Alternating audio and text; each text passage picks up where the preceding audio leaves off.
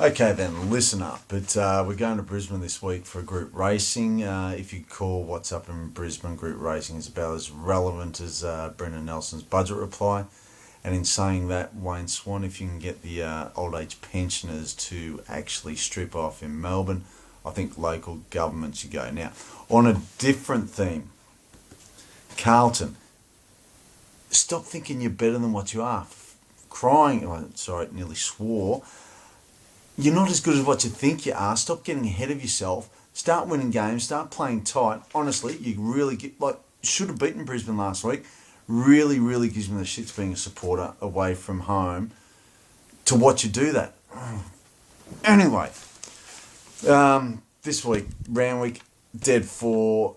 Don't know why we had a Mills rain on last Saturday night. Otherwise, it's been dry, very dry. But playing with a dead 4 anyway, that's what we've got at the minute. Now, the first race, there's 6 runners, 5 of them I'd love in my stable. I think it's Benicia. I think that's the half to Vengeance Rain. Vengeance Rain is what's Zabeel Dantalar, or Danalar, and this is Elusive Quality Danalar. And Elusive Quality, good horses good, bad horses bad. Won't probably see him much here in Australia for a bit. As far as a tip, no, there's nothing there.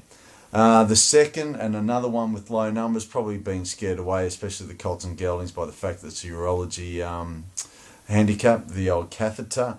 Now, take the tip of Hawks. He's bringing a third starter, that's having its third start, and it's over 2,000 metres. He's bringing it to town in a $70,000 race. We'll take the tip, and I can't for the life of me remember what its name is. And the other watch there is one of Bart Cummings' horse. I think it's called King's First. There's the watch.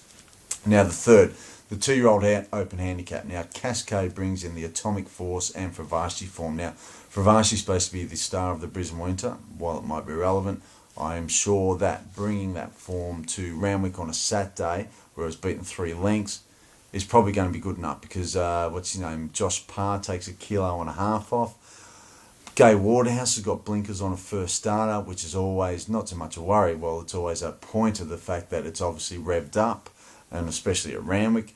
What else we got here? We've got Bridges. Chris Lees also brings one, but I think Cascade has just got the form around the form race of this time of year. What are we into? The 4th race, and Jim Crew, he's not ready for tomorrow, but he will win a race further down the track. Bellagio win, Richie Callender, although in saying that, it's in his wife's name, so it's a bit like Monsan, where Richie's allowed to pat the horse occasionally, even though it's in the wife's name. What else we got in that? Cash Carter. Now, it's in at Nowra on Sunday for the Nowra Cup. It would have to be a certainty almost at the Nowra Cup if they go there. We'll watch for the scratchings on Saturday morning. Other than that, Kincharm, a bit like Carlton, promises the world, delivers absolutely nothing. Sorry, but come on, start playing tough. Honestly, it gives me the shits the way he played last Saturday.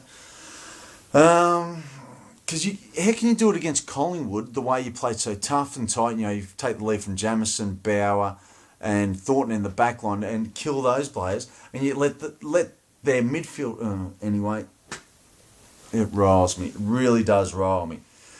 Next race 5, Bell Event, is obviously the travel partner for Zarvista. Now, those 2 horses, Bell Event and Zarvista, trained at Leeton.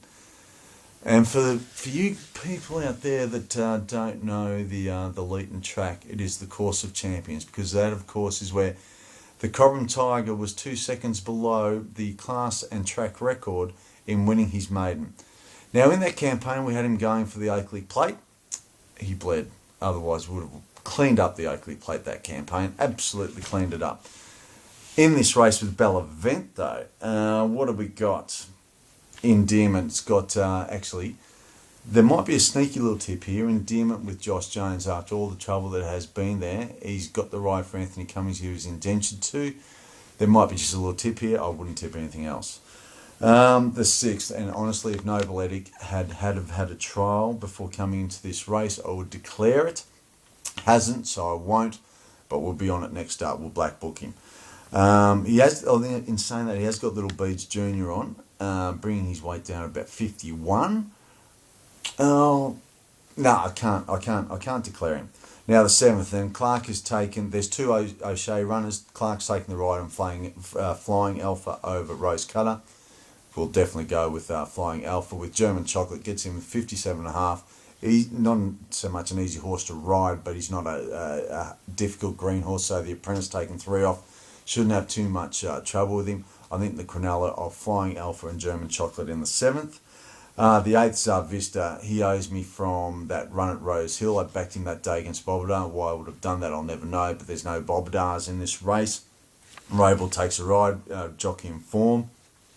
So we'll stick with him over horses like Mattress, Commemorating.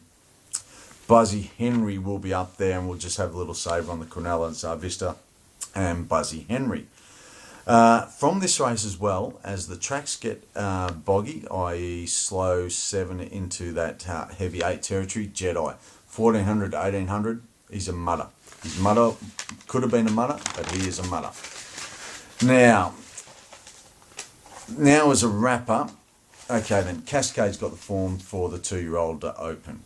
Rabuka, probably the one in the race, what's that, the 4th? Yeah, the Giants Causeway would be the one in the 4th. Noble Edict in the 6th, if it had a trial, but we'll Black Book it. Likewise, we'll Black Book Jedi. And we like the German Chocolate Flying Alpha Quinella. Now, elsewhere, just get on Twin Tryst at Adelaide was entered for 3 races, accepted with the harder, more prize money winning race. Just get on over there. We've got Splicer and Corrugations in Melbourne. There's the Quinella, the Toppies at the Moonee Valley. They both like it.